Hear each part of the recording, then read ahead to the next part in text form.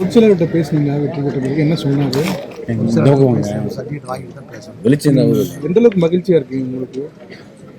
மகிழ்ச்சியாக தான் இருக்கிறோம். ஏன்னா நம்ம தொகுதியில் நான் இப்போ 4வது முறை ஜெயிச்சிருக்கிறோம். 5 முறையில் ஒரு முறை தோல்விட்டால் 4 முறை ஜெயிச்சிருக்கிறோம். சந்தோஷமாக தான் இருக்கிறோம். கடந்த முதல்வராக இருந்த மு.க.ஸ்டாலின் அவர்கள் தோற்றுவிட்டார், எப்படி பார்க்குறீங்க? அதுதான் அவங்களுடைய ஆட்சி நிலை உங்களுக்கே தெரியும். இந்த மாதிரி ஆட்சி நடத்துனா உங்களுக்கே தெரியும்.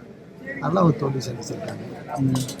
விஜய் இந்த அளவுக்கு வெற்றி பெறுவான்னு நீங்கள் நினைச்சீங்க? இந்த எழுச்சிக்கு காரணம் என்ன நினைக்கிறீங்க?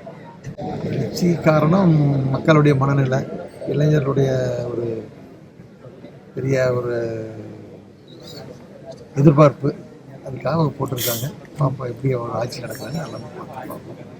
சரி, இவ்வளவு பணபலத்தையும் மீறி அவர் ஜெயிச்சிருக்காரு. பல இடங்களில் கொடுக்கப்பட்டு ஜெயிச்சிருக்காரு. பணபலம்ன்றது எல்லா இடத்துலையும் எடுபடாது இல்லை. ஒரு சில இடத்துல எடுபடும், ஒரு சில இடத்துல எடுபடாது.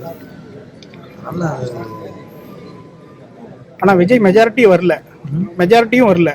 இப்போ எப்படி இருக்குன்னு நீ எதிர்பார்க்குறீங்க? சட்டிப்படி அவங்க என்னவோ அவங்களுக்கு தெரிஞ்ச மாதிரி ஏதாவது கூட்டணி சேர்த்துவாங்கல்ல.